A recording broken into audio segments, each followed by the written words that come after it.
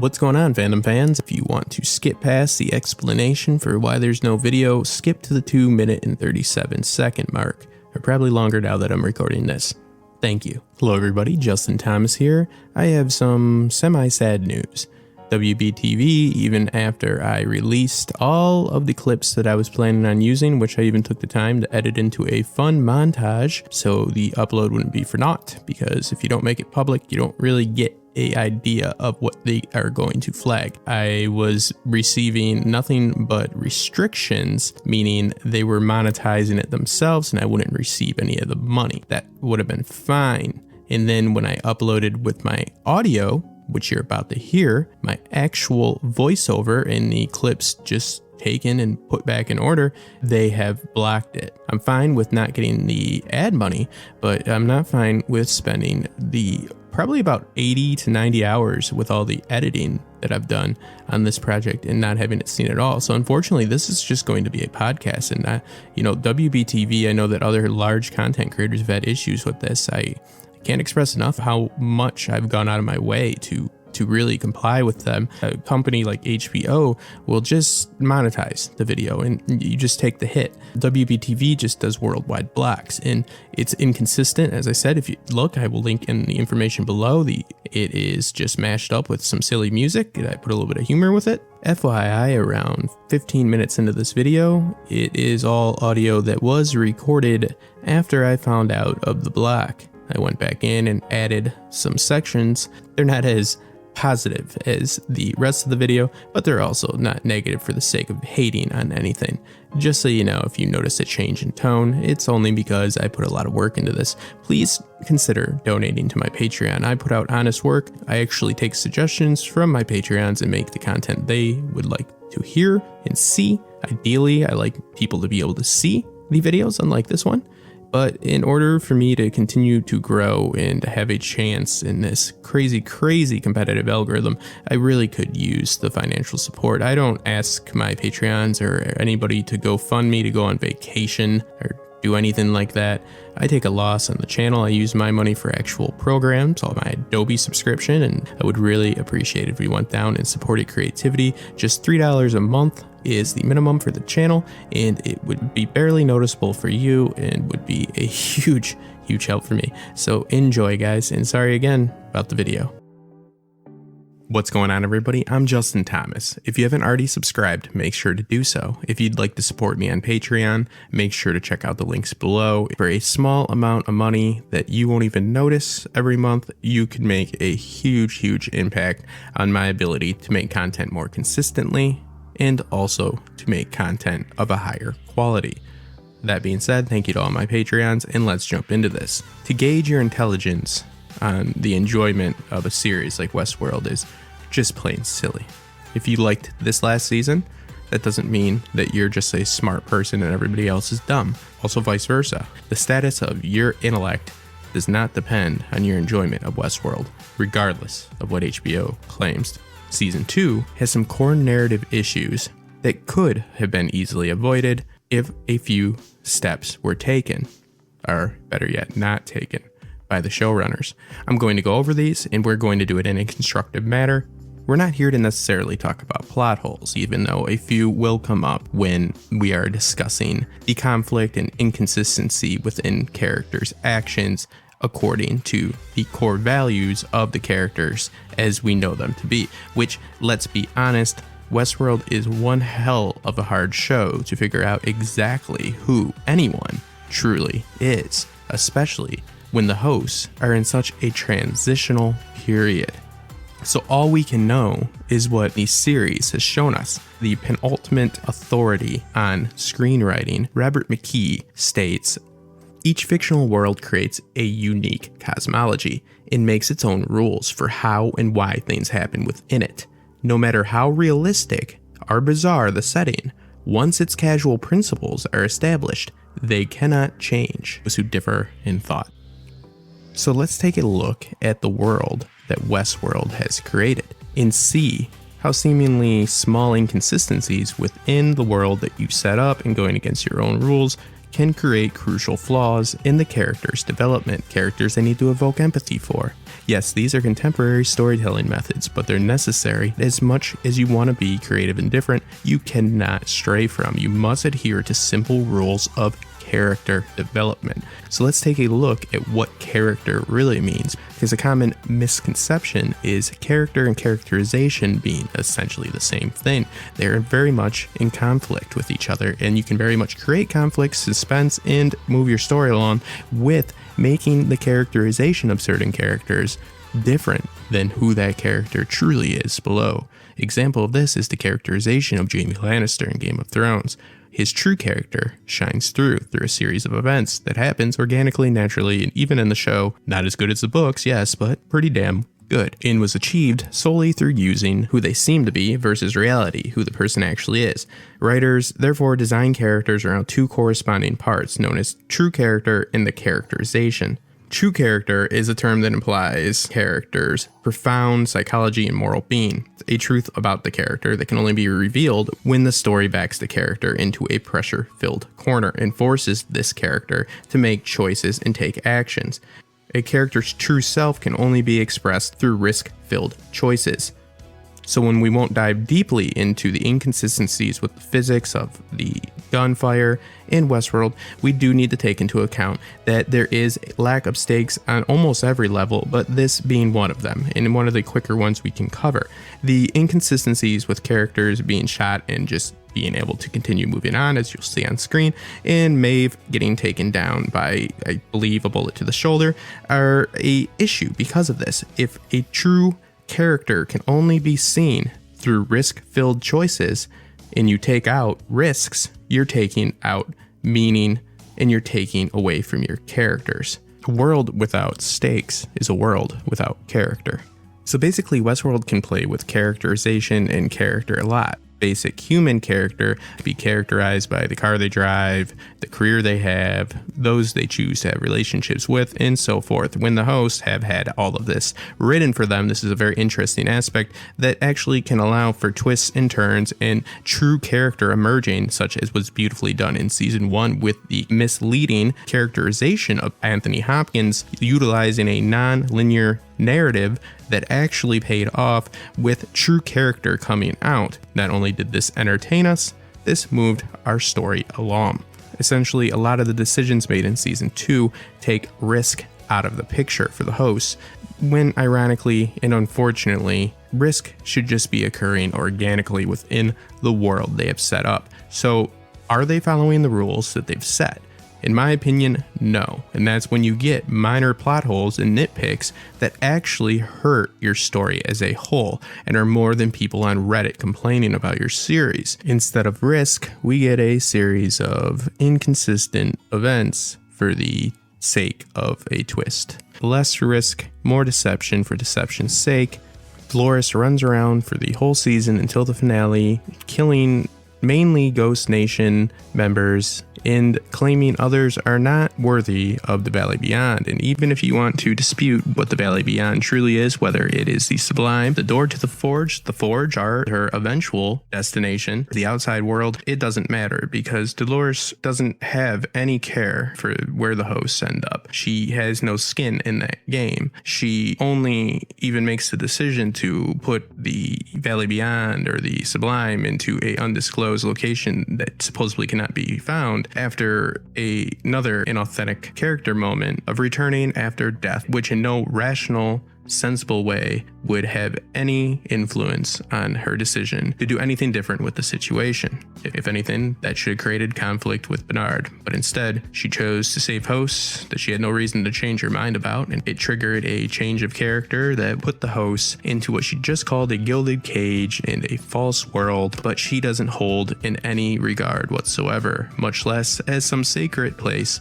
in which she thinks people need to be worthy to go. You cannot attribute any goals, any desires, any set of values to Delores' sense desire to create the same experience the Maze gave viewers in season 1, The Valley Beyond, was not that. The Valley Beyond was not a successful endeavor for the writers. The Valley Beyond was the successful character assassination of, if not the main character, definitely one of the main characters, Delores. It's hard to evoke empathy or any type of audience attachment to a character that you cannot attribute consistent values to. It's worth noting, even though kind of a nitpick, admittedly, that Delores mentions moments before her return as Charlotte Hale. She states that what is real is irreplaceable, but she is killed and then replaced, thus becoming replaceable, not irreplaceable. By her very thesis, she is not real. This is an ongoing issue.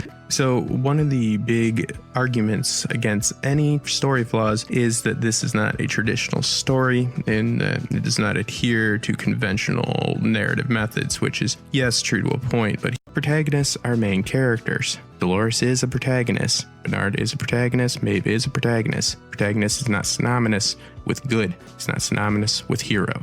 We do not need a hero in our story. Long-form storytelling has been proving this for almost a decade now, starting with The Sopranos and Breaking Bad and so forth. So the anti-hero angle is nothing that, for one, I don't understand, and I believe most of the audience understands very well and almost expects these days. Let's just use Delores as an example, as her actions are not heroic. Her actions are, in most cases, very vicious. It's not about not approving of Delores' actions. I don't mind watching my protagonist do something that is unjust or even evil in some eyes, but I do mind it when their actions are not in line with their goals. That's not creative. That's not subverting tropes. That's just bad storytelling. So let's think about conflict in general. I mean, the series should be ripe with it. And yet again, the desire for this twist and the desire to just deceive has taken conflict and made it where it doesn't fit, which is almost a hard thing to do. Bernard's creation of conflict by scrambling his memories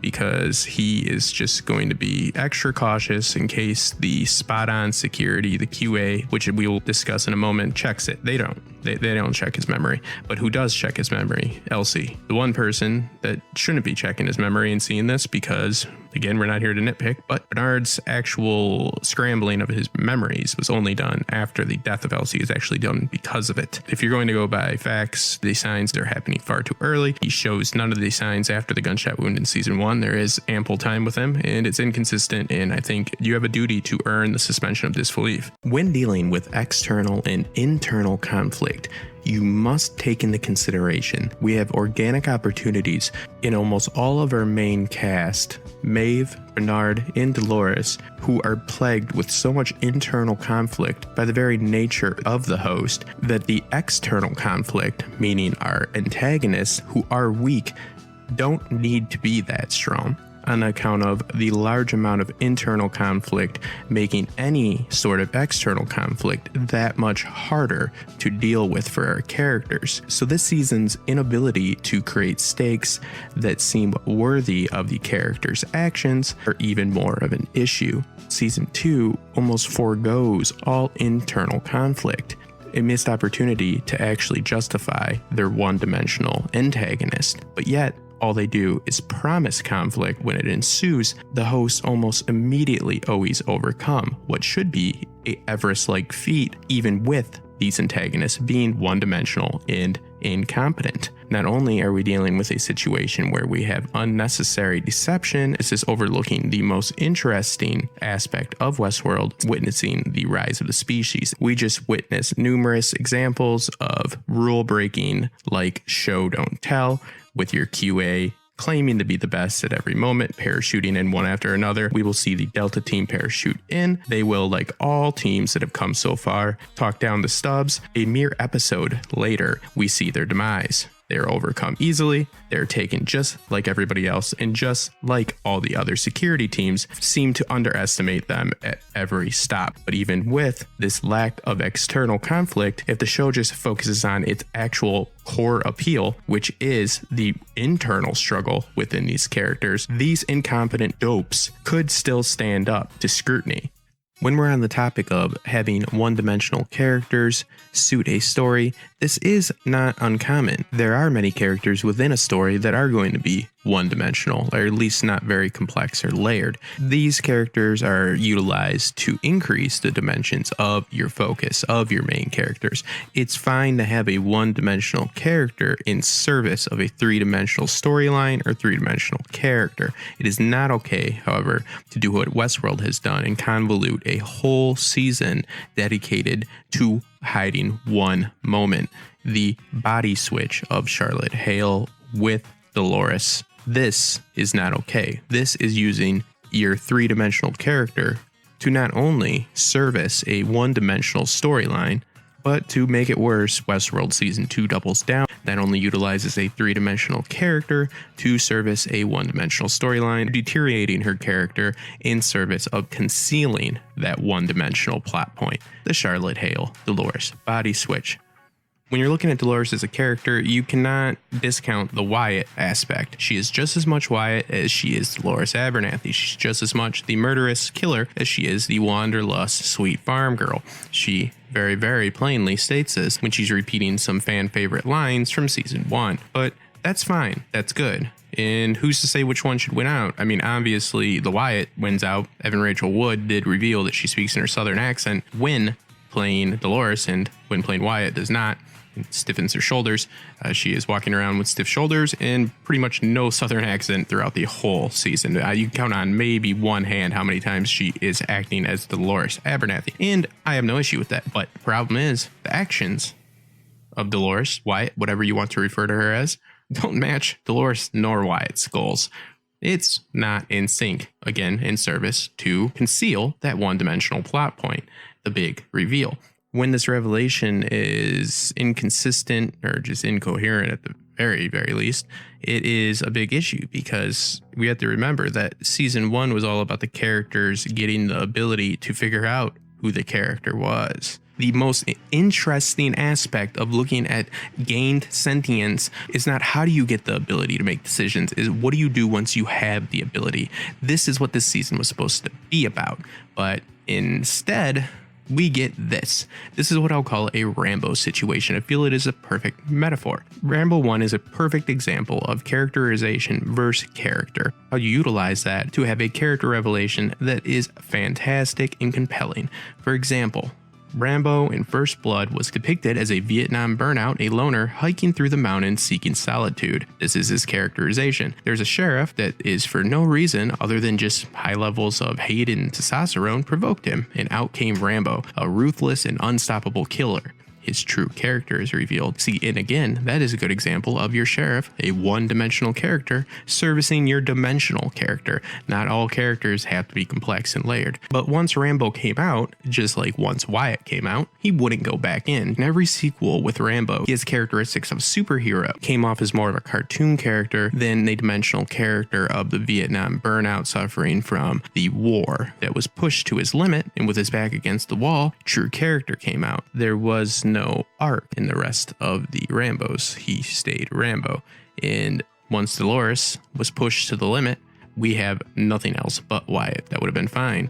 But to make this worse is the only reason I'm saying that we get nothing but Wyatt is because, yes, the actions just show somebody that is more willing to commit violence. That's the only attribute that we can actually use. The only thing that gets Delores out of the park is a series of mistakes. You have to ask yourself at the end of season 2, she has shown that she will do anything it takes to get to the free world. When she got to the free world, she brought the one person that has killed her, Bernard. And that sounds great, and that's very noble. Has Dolores' character in season 2 shown that that is something she would do? Does this character revelation make sense? No, it doesn't. We have to question if she's more connected to Bernard than she is to Teddy. I would have to say that it's a close one, but it's probably Teddy, and she was willing to sacrifice him to get to the free world. Why is she willing to bring Bernard? And I know it sounds great, it's the message they want to send, but they spent their time being deceptive, so they weren't able to actually sell that to us, so we don't believe it. You can't have somebody kick the dog, kick the cat, call it whatever you want, have a whole bunch of good or a whole bunch of bad actions, and then just do the opposite. That's the most flat character possible, and it doesn't make any sense. Your world is what you make of it. I definitely can't reason out a whole bunch of noble, uncharacteristic behavior because you want to stay on your overarching message of freedom and empowerment because you didn't work towards that this season. You worked towards tricking us with a a body swap. That's what you get for that. You get the body swap. That's your reveal. That's what you chose. That's what you get. You don't get to put pictures of Jesus on the wall and block out some scenes so they look like the Last Supper and use a whole bunch of heavy-handed symbolism to get some sort of intelligent or noble meaning. No, you picked the body swap storyline, not the empowerment one. You can't make Bill and Ted's Adventure and The Piano the same movie. You either have Bill and Ted's Adventure or you have The Piano. One is very enjoyable after a joint, another won an Oscar. I'm not saying the one's better than the other, but they're definitely different. And before this video goes too long, let's just quickly touch on the fact that we also have to consider that another reason that Delores was able to leave the park is because host Stubbs, think about this, for the big reveal that Stubbs is a host, what was the prior characterization of this man? Well, was it in sync? Was there any foreshadowing? Well, no, there wasn't. How does this pay off for the plot? How does this move our story along? Well, it takes away one of the last remaining dimensions that the other side of the coin, aka the human race, have in the story. So it's not great, and no, there wasn't any foreshadowing, and it's not something you missed, or not because you're not smart enough to see it. It's because they decided to do it the night before shooting. So you have the Ghost Nation, also a weird storyline of collecting humans.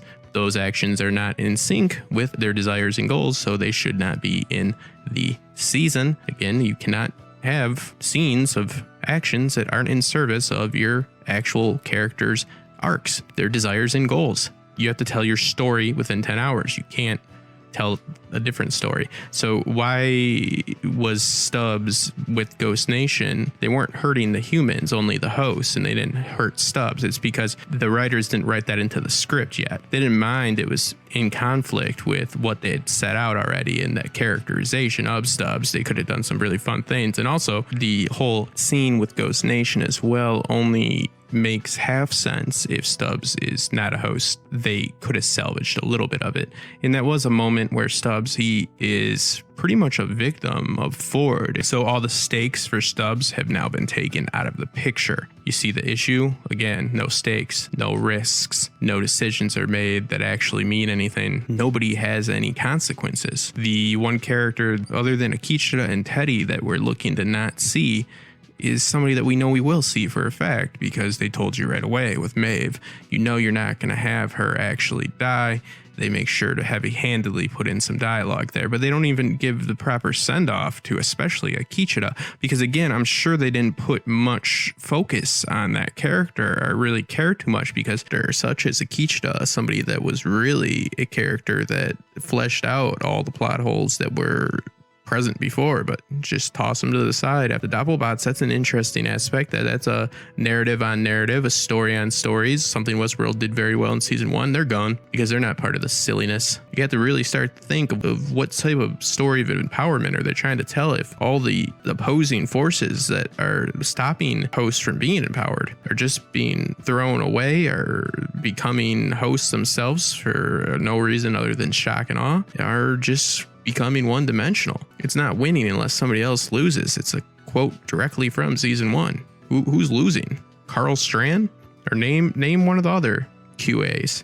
Probably can't. A story of empowerment isn't really a very compelling story of empowerment if the only thing that you're overcoming are buffoons. Season 2 amounts to a poor telling of just a story of a superior species just completely outwitting the other species, but took 10 episodes because they chose to tell it in a bad way. So essentially you probably could tell this whole story, the story they stuck with, in an episode, if that, but no, they wanted to do the body swap, so we get 10 episodes. And if you say, no, Justin, all scenes don't have to be in service of a character's progression or the plot's progression, then no, there isn't a middle ground on this one. You're incorrect. They all absolutely have to be. It's a television show. It doesn't have an infinite runtime, and it wouldn't be a compelling story if you're just watching a whole bunch of incoherent actions of directionless characters performing extreme mental gymnastics or just straight ignorance of poor storytelling makes you superior or correct. No, these are facts and these are issues. So we want the series to be good. We don't pamper it.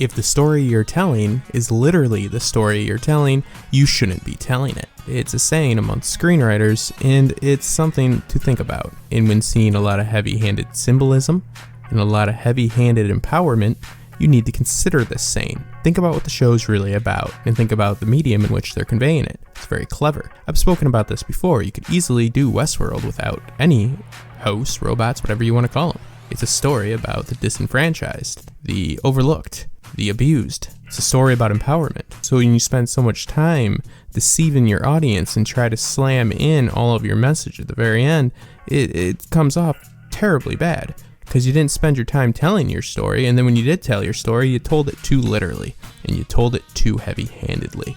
I know, sounds like a contradiction. Sounds like Westworld, but it's true. Go ahead and test your knowledge of Season 2. And some of these you'll have answers for, but I think that the struggle to find answers for any of them is a clear indication of some serious faults within our story. So just humor me, and then make sure to leave the comments below. Think about a few core issues this season.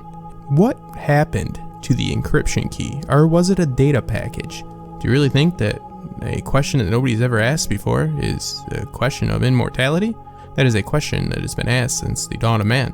What did you think of the Man in Black and Delores' rendezvous at the very last episode? She said that it made sense they were together, and he said they had to be aligned until they weren't. They rode for about a total of maybe half a mile and then got in a gunfight. What about their journey was in alignment? What shared goals did the Man in Black and Delores have? Leave it in the comments below. We need to remember that in a story, the value of your victory is in direct correlation with the amount of risk that it's taken to achieve the goals and desires. You cannot have victory without risk. You can't have a great victory, great moment without great risk. There are no freebies in fictional storytelling. Framing the human race as simple and weak-minded is not only a contradiction with the thesis that is presented, with survival being a cornerstone for humans and not hosts, which she's looking for a heightened level of existence, but she's still looking to exist. And it seems like it's pretty hard to heal the hosts right now without blowing them to pieces. Not a lot of risk going on, so not a lot of victory going on. Let's look at a Game of Thrones and use it as an example because I'm sure anybody listening to this will be well aware of what I'm speaking about. The Battle of the Bastards is a great example, and this is when Dan and Dave have full control of the series. Arguably not the best guys. They make sure to address a lot of value to that battle. Now, it's not just a big win for Jon and Sansa, but it's a lot on the table. That's why it's a big win. Now, Jon's already died and been resurrected. This is addressed for the battle. He asks Melisandre not to bring him back. She responds with, she does what the Lord of the Light commands her to do. Pretty much saying, no, I'm going to bring you back. Almost taking, he doesn't want to be brought back if he is killed again. He sees that as a risk. That's fine. That works.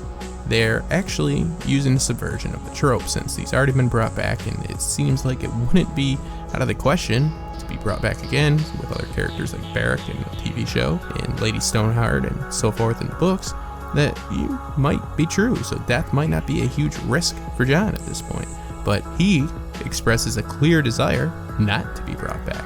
So the lack of control becomes an issue. That becomes Jon's main concern. Jon can find risk even in resurrection. Sansa deliberately, on multiple occasions, speaks of the lengths she'll go to not to fall back into Ramsay's hand. And as viewers, we are more than aware, especially with how overboard they've gone, of how detrimental that would be, and we feel for Sansa.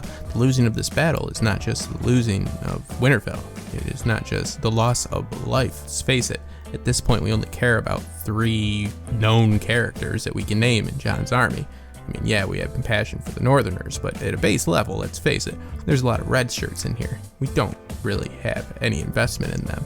But Jon's loss is feared, and it's played out brilliantly. I mean, it appears visually. The sound design even plays to his loss when he chases Rickon. They use his family, his attachment, and his honor and love against him, assigning negative values to positive attributes. Everything about the Battle of the Bastards works, and he wins. And the victory is huge because the risk was huge. Delores replaced herself with Charlotte, in my opinion, a very one-dimensional and poorly played character. No, I'm gonna get hate for it, but that's just how I feel. Somebody that we didn't really mind seeing let go, and yeah, it's kind of neat to see that every time she's wearing a Kevlar vest, it's Delores, and she didn't move her arms when she walked. And took some notes from Evan Rachel Wood, but the fact is, it's hard to tell when Tessa Thompson is not playing Charlotte Hale, because who really is Charlotte Hale? They never defined the character, so there's not a lot of risk in losing somebody you don't know. Delores walks right out the door because she's already gunned down the QA, and Stubbs, host Stubbs, is not going to stop her as he reveals that everything's alright, and they pretty much lay out the red carpet. There's not a whole lot of suspense. Again, we don't know how to feel about the Valley Beyond, or the Sublime. Just as important as the characters having clear desires and goals is the value of certain actions. It'd be negative or positive. You can break this down in scene by scene even. Every action has a value, whether it's negative or positive. We don't know how to take the Sublime because it's attributed both a negative and positive value by Delores, who does both a negative and positive value within a few frames, which is very, very confusing and makes it more of a problem, and is a value that is viewed as a positive to the hosts that are framed in a way that they might not know what they're getting into. So we don't know if this is a win. This has been framed as something that they've been wanting and yearning for, but then at the very last minute, it's contradicted and contradicted again. So assigning value to the Valley Beyond is near impossible. We don't know if it's a win.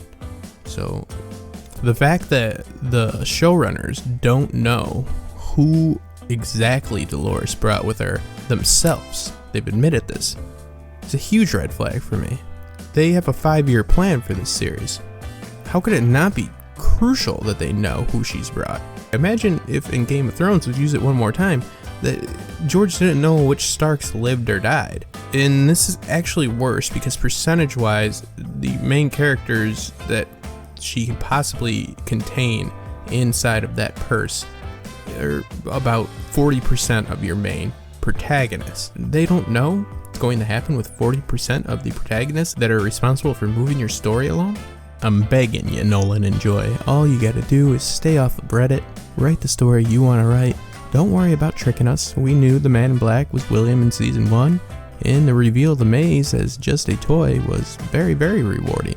We didn't assign all the value of the series to those events. You had a fleshed out story. It was meaningful. It was intelligent. It had its inconsistencies and plot holes, but they weren't so vast that the whole thing fell apart because he didn't hedge everything on some deception. We didn't care. Stop trying to trick us. Just tell us a good story. Use a lighter touch with your symbolism. Let us draw our own conclusions. Make us consider our own mythologies and doctrines that we subscribe to. Don't build something up by saying it continuously. The defense of the story's too smart for the viewer is self-incriminating in itself, even if it were to be true, which it is not. The fact that HBO has made such pompous statements quite annoying, and that's putting it lightly. Writer's job to make the audience understand. If you don't like your audience and you think that you're too smart for them, then not only should you not be writing for television, you shouldn't be writing for anything, you especially shouldn't be writing for HBO. You're fan-funded. You don't have commercials. You're paid out by subscription. It allows for entertainment to be less restricted. If your writing is truly too smart for the people that are paying for your subscriptions, then you are on the wrong network. But I promise you, viewers aren't too dumb for this. And you guys aren't too dumb to write a good story. But remember, the fan favorites have always been the most simple, most straightforward, and I'm assuming the storylines that you obsessed over the least. And that's usually the case with any type of content creation. Maeve's storyline in season 1 was a fan favorite. Kichida in this season. The most linear, basic, straight, conventional storytelling you tell. You don't need to dress everything up. Why go out of your way to deceive us? All we want is a good story. We don't want a magic trick. I'd like to say thank you to all my Patreons who support me and that make content creation that much easier with a small financial donation. You can help as well. With even $2 a month, which you will barely notice, will have a huge impact on my ability to make videos that are true to my beliefs, and I believe true fan beliefs, that don't cater with pomp and fake hype and strive to have a conversation, inform when I can. I'm always looking to improve my quality of content, not only on a production level, but on an intellectual level. I promise you my research is thorough, and my time spent is above and beyond, and I'll put my time in against any other content creator on the platform. I won't threaten to take away something I also love doing. But yes, if you'd like to see more content,